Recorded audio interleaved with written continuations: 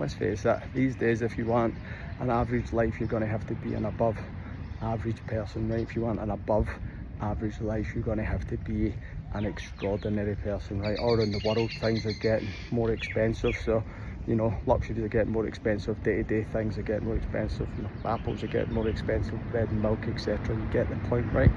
And a lot of people get stuck, even though they try and do things to make more money, they get stuck making more money. They don't get stuck because of lack of effort, they get stuck because of the money blueprint. Let me explain money blueprint.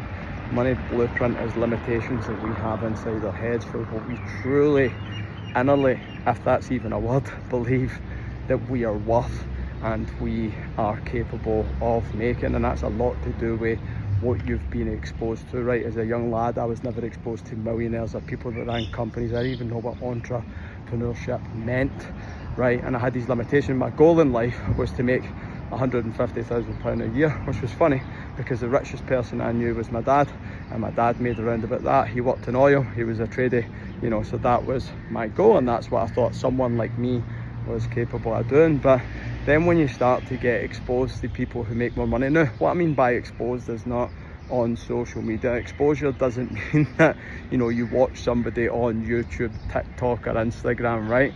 That's not it. By exposed, it means actually getting time with people who make more money. So once I started to hang about with people that made, you know, millions of pounds a year, first of all, I held them in such high regard and thought those people were very different from me. It took me a long time to realise that they didn't have that much on me apart from experience and output, right, which were two controllable things for me. I could get the experience by being a good student, and then as long as I apply that experience, then I could get to the same output these people's. And what starts to happen internally when you hang about with people who are richer than you and better than you, you go from feeling a little bit belittled and holding them in a high regard to realizing that you're just the same. They're just human beings. They eat like we do, they sleep like we do, and they breathe like we do. So if you find yourself stuck, it's probably because of your money blueprint. I think I've said this a couple of times on a couple of posts, but you just got to make sure that you find a way of hanging about with people who are better than you. That might mean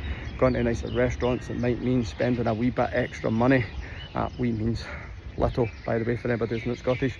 That might mean spending a little bit of money to stay in nicer hotels when you go on holiday, just to get exposed to people that are a wee bit further on than you, and you'll start to lift your own limitations. You'll start to believe a little bit more, and I guarantee you, you start to make a little bit more money.